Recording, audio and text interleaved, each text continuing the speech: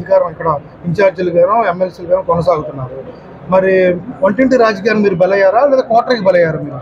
అది it's none of my business అండి. ఎవరికి వైఎస్ఆర్ కాంగ్రెస్ పార్టీ ఇన్ఛార్జ్ గా ఇచ్చింది, రేపు టికెట్ ఎవరికి ఇస్తుంది అనేది నాకు సంబంధం లేనటువంటి విషయం. అది ఆ పార్టీ వ్యక్తిగత విషయం. ఆ పార్టీ తీసుకునే నిర్ణయాల మీద రేపొద్దున ప్రజలు ఎలాంటి తీర్పిస్తారో కూడా మీరు చూస్తారు.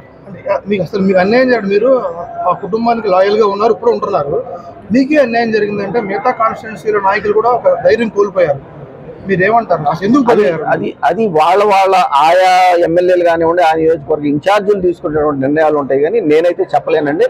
నేను ఒకటే చెప్తా ఉన్నాను, నేను 2009 రాజశేఖర రెడ్డి గారి మానవ నుంచి మొన్న నేను రాజీనామా చేసే వరకు కూడా జగన్మోహన్ రెడ్డి గారి కోసం, వైఎస్ఆర్ కాంగ్రెస్ పార్టీ కోసం ఎంత కష్టపడ్డాను, ఎంత పనిచేశాను.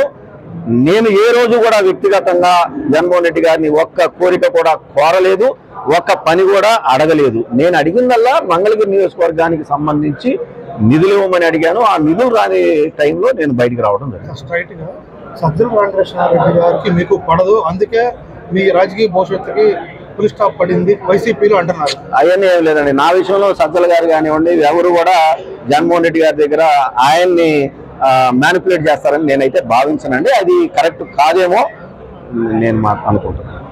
థ్యాంక్ యూ అండి.